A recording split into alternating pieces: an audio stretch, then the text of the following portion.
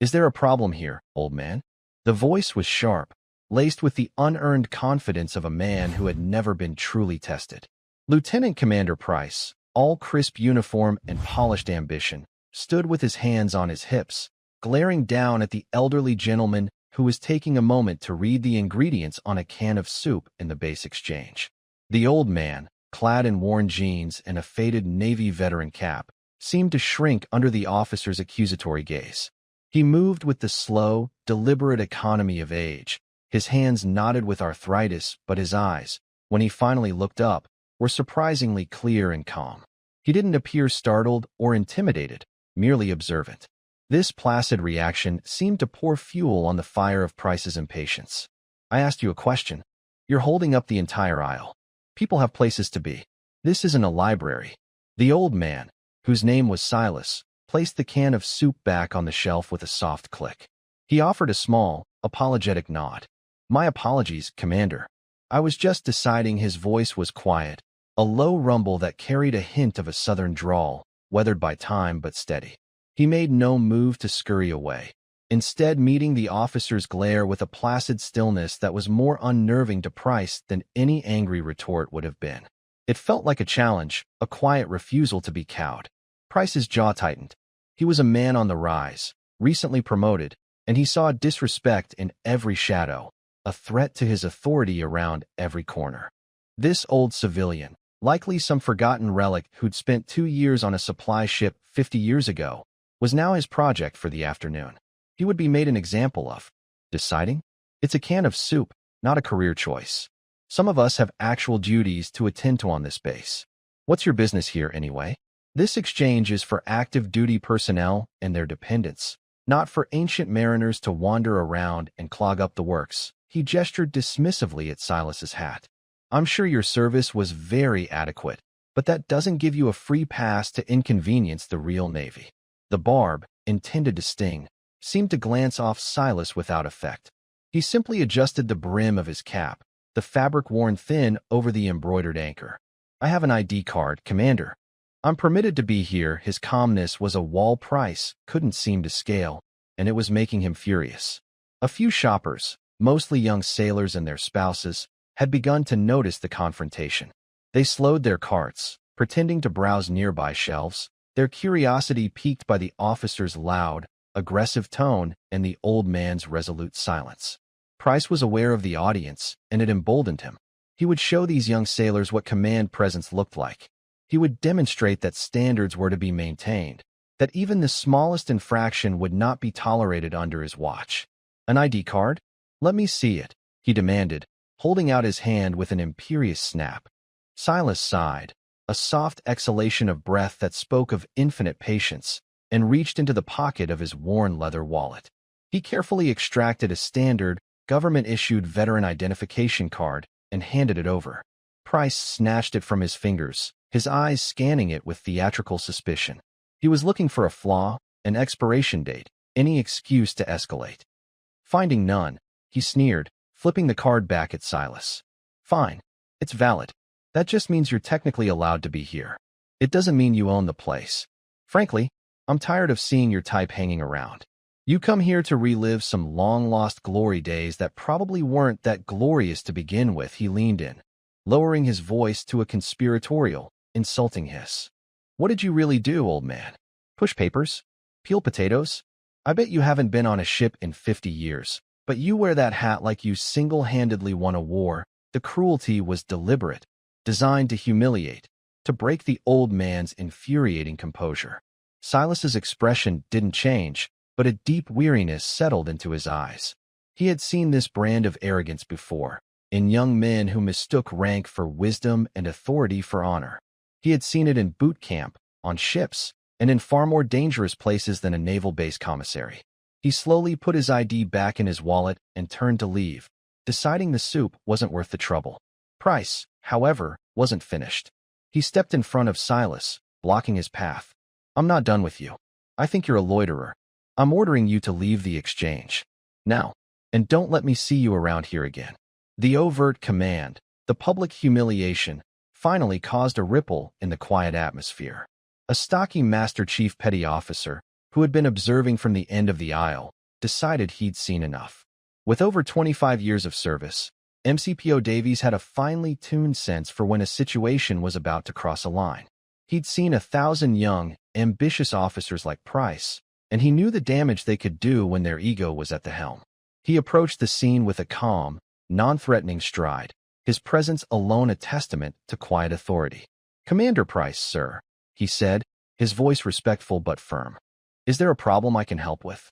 Price turned, annoyed by the interruption. "It's handled, Master Chief.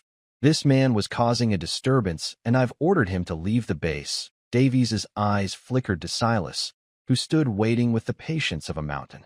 The Master Chief didn't see a troublemaker. He saw an old sailor, maybe a grandfather, being needlessly harassed.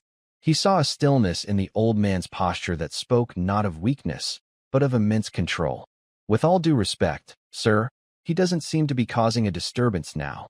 Perhaps we can just de-escalate." Price's face flushed with anger. The Master Chief's intervention was a public challenge to his authority. "Are you questioning my order, Master Chief? I am the senior officer here. This man is leaving." End of discussion. Just as Price's voice rose again, a new presence entered the aisle.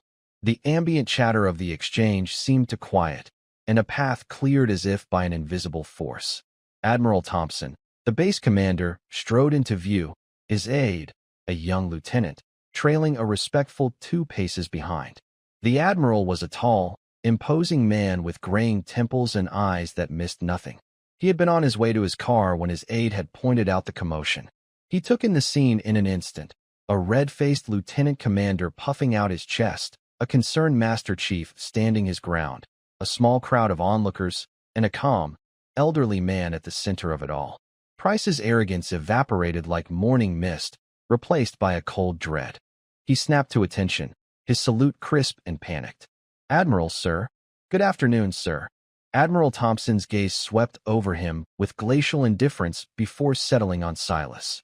He walked directly past the trembling LCDR and stopped in front of the old veteran. He studied the man's face, the lines etched by time and sun, the quiet dignity in his bearing. There was something profoundly familiar in the way the man held himself, a kind of disciplined repose that you didn't learn in a kitchen or behind a desk. He looked at the worn Navy veteran cap, then back into Silas's clear eyes. "Sailor," the Admiral began, his voice devoid of any condescension, filled only with a quiet, professional respect. "I sincerely apologize for my officer's behavior. It is not the standard we uphold." Price flinched as if struck. The Admiral hadn't even acknowledged his presence beyond a passing glance. He was speaking to the old man as an equal.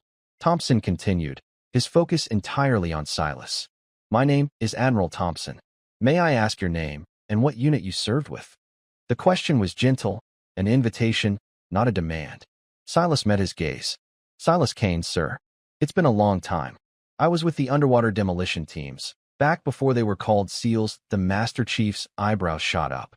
The UDTs were the stuff of legend, the forefathers of naval special warfare. Price, standing frozen in a half-forgotten brace, felt a new wave of nausea. This was getting worse. The Admiral nodded slowly, a flicker of deep recognition in his eyes. He knew the history. He revered it. The pieces were starting to click into place, forming a picture he found almost impossible to believe. He had one more question, the one that would confirm the incredible, terrifying suspicion growing in his mind. He leaned forward slightly, his voice dropping to a near whisper, a tone one might use in a holy place. "Mr. Kane." "Silas, did you have a call sign?" For the first time, a shadow of an old memory crossed Silas's face.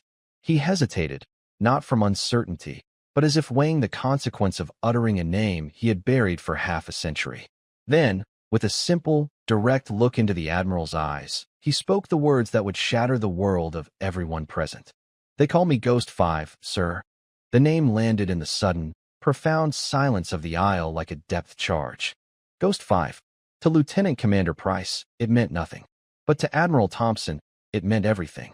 The Admiral's face, tanned and weathered by a life at sea, went stark white. His jaw fell slack, and he took a shaky, involuntary step backward, his professional composure completely shattered. The aide behind him let out an audible gasp, his hand flying to his mouth. Master Chief Davies's eyes were wide with a mixture of disbelief and pure, unadulterated awe, as if he were staring at a figure who had just stepped out of scripture. "Ghost 5?" the Admiral whispered, the words catching in his throat. His voice was filled with a reverence that bordered on holy terror. He stared at Silas not as an old man, but as a living ghost, a myth made flesh. Price, utterly bewildered by the reaction, could only stammer, "Sir? What is it? What's a ghost 5?" The Admiral turned his head slowly, his eyes, now burning with a cold, furious fire, locking onto Price. The transition was terrifying. The respectful awe he showed Silas was replaced by an anger so profound it was silent. He didn't raise his voice. He didn't have to. The quiet deadliness in his tone was more frightening than any shout. "Commander," he said, each word a chip of ice, "you have the unmitigated gall to ask me what a Ghost 5 is, after what you just did." The Admiral took a step toward Price, who instinctively shrank back. "Let me educate you, Commander, since you clearly slept through every history and ethics lesson at the Academy. Ghost Team was a 5-man SEAL element commissioned for Operation Nightfall in the winter of 1968. It was a black operation, so deep and so secret that most of the Joint Chiefs weren't even read into it. Their mission was to halo jump behind the Iron Curtain and destroy a new type of Soviet submarine guidance system. He paused, his gaze sweeping over the now petrified Price. Their insertion was compromised. The welcome party was an entire Spetsnaz division. 4 members of Ghost Team were killed in the initial contact. Only one survived. He pointed a trembling finger at Silas. Ghost 5. For 23 days, he was the only friendly asset in a territory the size of Delaware, hunted by the best trackers the Soviet Union had. He not only evaded them all, but he continued the mission. Alone, he found the target, destroyed it, and then, with no support and no exfil route, he walked 200 miles through frozen wilderness to the Turkish border. The Admiral's voice grew thick with emotion. He is listed as killed in action. His file is sealed under the highest classification of national security. The story of Ghost 5 is a legend they tell at BUD/S, a ghost story to inspire trainees, to show them the absolute limit of human endurance and courage. "We were told he died on that mountain, a hero. We had no idea he made it out. No idea he was still alive." He finally looked back at Silas, his eyes filled with tears. "This man's Medal of Honor citation is sealed in a vault at the Pentagon because the mission is technically still classified. You didn't just disrespect a veteran, Commander. You just humiliated a living monument." The weight of the Admiral's words descended upon Lieutenant Commander Price like a physical blow. The air rushed out of his lungs. He stared at Silas, the quiet old man with the calm eyes, and saw something else entirely. He saw a man who had walked through hell and come out the other side. He saw the embodiment of every creed he had ever recited, every ideal he had pretended to uphold. The arrogance, the ambition, the petty tyranny, it all curdled into a thick, choking shame that burned in his throat. He felt small, insignificant, a child who had been playing with his father's gun and had just pointed it at a god. The world tilted on its axis. The man he had called an old-timer and a wannabe was a hero of such magnitude that the Admiral himself spoke his call sign with trembling reverence. The silence in the aisle was now absolute, broken only by the distant hum of a freezer case. The young sailors who had been watching were now standing ramrod straight, their faces a mixture of shock and profound respect. They were no longer watching a confrontation. They were witnessing history. Admiral Thompson, recovering his composure, turned to the Master Chief. His voice was firm, an order wrapped in the deepest respect. "Master Chief Davies, please escort Mr. Kane to my personal office. See that he gets a hot coffee, a comfortable chair, and anything else he requires. He is to be treated as our guest of honor." The Master Chief, his own eyes misty, nodded crisply. I, Admiral." He approached Silas, but instead of guiding him, he simply said, "Sir, if you'll follow me." As Davies and Silas began to walk away, the Admiral's full, undivided, and terrifying attention returned to Price. "Commander," he said, his voice dropping back to that lethally quiet register, "you will remain here. Then you will report to my aide, who will escort you to the base legal office. You will surrender your command at Sea Pin. You will then be confined to your quarters, pending a full review of your conduct and fitness for command. But your punishment is just beginning. Your redemption, if it is even possible, will start tomorrow. You will be reassigned. You will spend the next year in the basement of the Naval History and Heritage Command, archiving the stories of the men you so clearly fail to comprehend. You will read every after-action report from Korea and Vietnam. You will learn their names.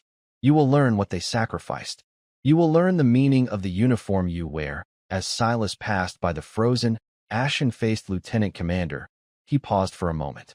He looked at the young officer, and in his eyes, there was no anger, no triumph, only a deep, profound pity. He turned his head toward the Admiral, who was still glaring at Price.